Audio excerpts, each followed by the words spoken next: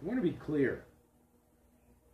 The world of Satan in the legal system, his kingdoms, his governments, operate in a fiction, operate in a lie.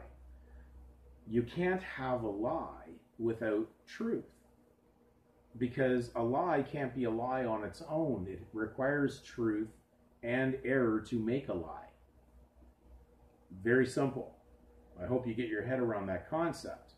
So they require the given name, the factual, truthful name, the real name of the child, on the document with the fictitious title that the government places on there for their legal child. But they're careful. That's why you'll find print child's name in full is right beside the surname line on these documents. They're giving you clues. They're being careful. And because of the fact that they've induced truth in with it, into the error, that's how this all begins, and that's where the confusion begins.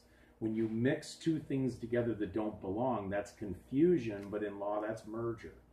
So when you merge the two things together, who you really were now has been absorbed into the fictitious world. They call that subsumed. Not very well used word, but it shows up in some of the legal dictionaries, such as Black's, under the definition of individual, and explains how an individual is subsumed into the collective, the legal. That's the collective, not the law, the real law of God's child. We're talking about the legal child under the Babylonian version. So that's the one that gets burned. That's the one that's offered up to Moloch. It's only their legal child, the pagan child, the heathen child, not the real child. Okay, so there are two sides to this. So when we are clear on the fact is that you can't have a lie without truth plus error, when you get that into your mind and you digest that properly, then you'll understand why that's needed to be on there.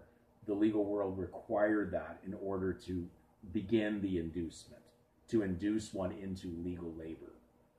How to produce this child that comes out, the extracted cesarean birth, the one that's extracted from the womb.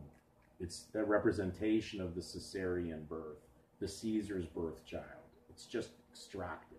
It doesn't come out natural. So hopefully we gather that, and the next video will bring further clarification.